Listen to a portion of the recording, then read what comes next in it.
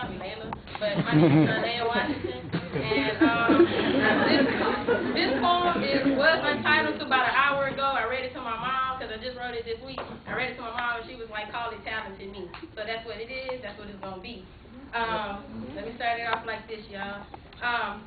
In a world of conniving and politicking individuals, I continue to climb to the top, creating heights that seem to be unimaginable, to making my own impressions on others, how I love to leave my mark. I'm not everybody else. I don't do what they do. I have my own swag and I dance to my own groove. And excuse me if I tune out the world's bullcrap as I crank up my Frankie Beverly and Jill Scott from iTunes. As music comes through my veins, I spit with a rhythmic flow. So that means I bleed these rhymes which reflect everything I know. I am light in the midst of darkness. I am hopeful in a world that's beginning to become hopeless, full of words when others become speechless, and a breath of fresh air for those who have become breathless.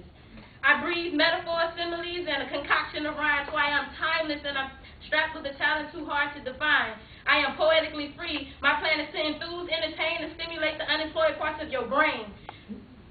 Some creative minds remain in shackles, and I would like to think my style is off the chain. My words are like a remote control. I compose the right numbers to get you to channel into my thoughts. What I have to say is universal, so my intentions are never to make you feel lost. I am a soul star in a galaxy beyond the stars that you see. I use Cloud9 as my pillow as I lay back, I close my eyes, and I dream. I'm dreaming of perfection, although what's perfect is really unknown. I'm here to eliminate ignorance with or without a microphone. Although my world is complicated, I find myself loving the simple things, and problems are nothing for me, because with God by my side, I can conquer anything. I was put in the womb with this, made to be a smooth, cool, and witty individual, told to always speak my mind and never let anyone make me feel invisible.